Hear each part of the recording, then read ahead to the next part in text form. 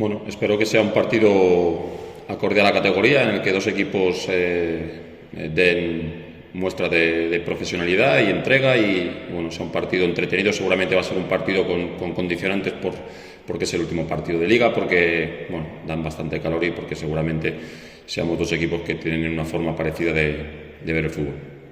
Bueno, yo no veo rabia contenida, ni mucho menos en el vestuario. Entendemos que cuando no estás bien y das opciones al contrario, si es un buen equipo te hace daño. En este sentido creo que estuvimos bien la primera parte, la segunda desaparecimos a partir del segundo gol, que fue en el inicio, y bueno, no hay más que hablar. Yo creo que tenemos que centrarnos en el partido de mañana, dejar una buena sensación en la afición, en nosotros mismos y sobre todo demostrar que somos profesionales y que al igual que reclamamos hasta el último euro, hasta el último minuto del último partido, debemos darlo todo por este escudo.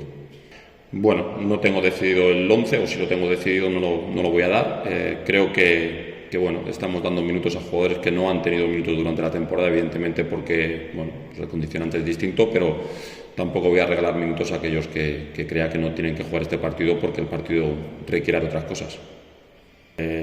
A día de hoy no tengo ninguna oferta de ningún club, tengo una propuesta para sentarme a hablar con el Unión Popular de Langreo, que es ahora mismo la prioridad y lo que tengo que hacer es primero escucharlos a ellos que me escuchen a mí y bueno, si podemos llegar a un entendimiento sería fenomenal y si no, pues como ha sucedido en toda mi carrera, pues me tocará moverme a otro sitio, ¿no?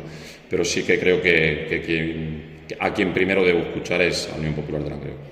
Lo que me queda muy claro es que debía haberlo hecho mucho antes, porque al final uno quiere mostrar su idea de cómo afrontar los partidos, de cómo quiere que juegue su equipo, de cómo es en la vida. Al final lo transmite todo un poco al vestuario y los jugadores lo llevan al terreno de juego. Creo que ha sido un año bonito, ha sido un año distinto por culpa de la pandemia, pero en líneas generales creo que la temporada del equipo ha sido buena. Yo la verdad que alabo a todos mis jugadores, creo que han sido unos profesionales íntegros y bueno, espero que si puedo continuar con ellos, perfecto, y si no me encantaría encontrar un grupo como el que he tenido este año.